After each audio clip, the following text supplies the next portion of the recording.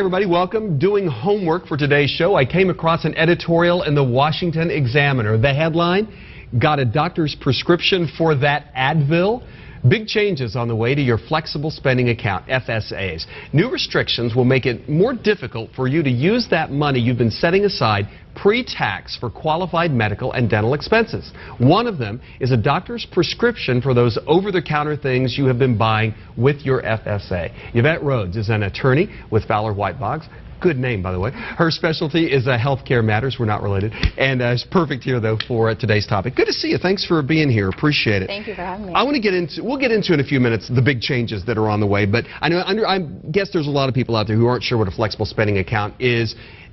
You probably know what it is if you have one, but let's give a little definition of what it is. For those who don't know what it is, it does depend on the employer, but typically what happens is an employee can elect to set aside funds pre-tax in an account to be used throughout their plan year. So, you know, they may set aside, say, $2,000 for the plan year, and then the employer takes out that money over the course of the year pre-tax and sets it aside in the account for the patient to use, or the employee to use for medical expenses. You were telling me along the way, in a lot of ways you can look at it as a layaway plan. If you're planning some large medical expense that may not be covered totally by insurance, LASIK? Right.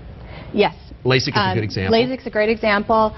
Big dental procedures that you're planning to have done throughout the year. Those type of things, if you know you're having them done, a flexible spending account is great for you. You can elect to set aside the money. Say it's a $4,000 procedure, you can set aside $4,000, and then that money is available to you on day one of the plan year. So if your calendar year starts January 1, then you have those funds available to use on January 1 of that year, and then you can continue to reimburse the employer for that amount throughout the year. Even though you've not paid that $4,000 or whatever that amount is into the plan yet? That's right. And when we say pre-tax, that means you're going to save money on the procedure in the long run. That's right. That means that the money comes out before any taxes are taken out of your paycheck. So that money set aside, you're saving whatever it is your tax bracket is. Right. So it depends on how much money you make, it depends what your tax bracket is, and how much money you're setting aside. But the savings could be significant. Okay.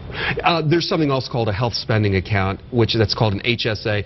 Different thing, similar but different thing. We're not going to get bogged down in that today. Right. If that's okay. Right, that's fine. Yeah, it's very different, very specific qualifications that you have to meet in order to have a health savings account. But the most important thing about that is that you can create a health savings account without an employer's involvement, and there's no use it or lose it rule with the health savings account that there is with the flexible spending account.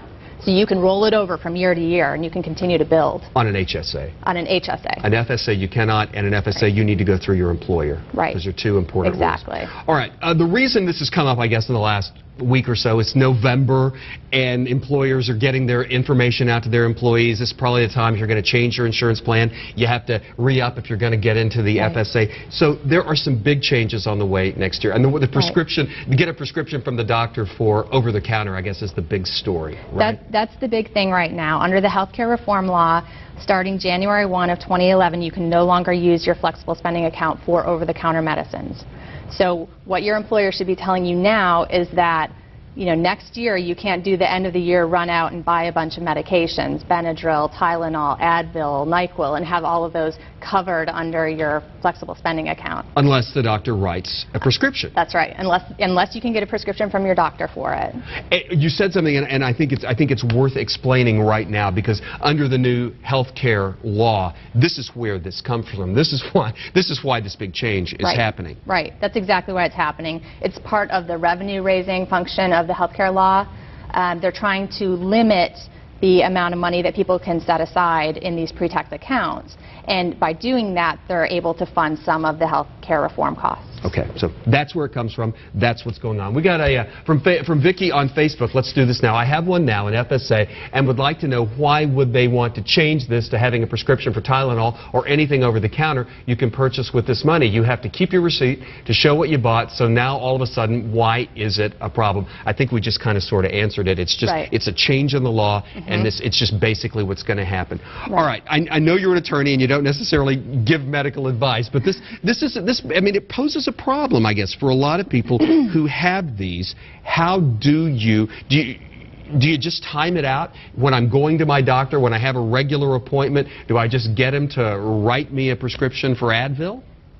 That's the best way to do it. For people who have chronic conditions, arthritis, allergies, and they're buying things consistently over the counter to treat those conditions, they can talk to their doctor about getting a prescription. The prescription will not be used to get the medicine then from the pharmacy, but to buy the prescriptions over the counter, and then submit the receipt or the prescription to your plan to have it reimbursed under your flexible spending account. So you won't necessarily have to take that prescription for whatever that over-the-counter is. I keep saying Advil. It could be any other thing.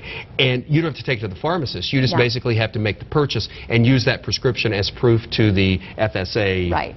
You'd have to submit it to your plan administrator and have them, document that it was a medically necessary prescription drug.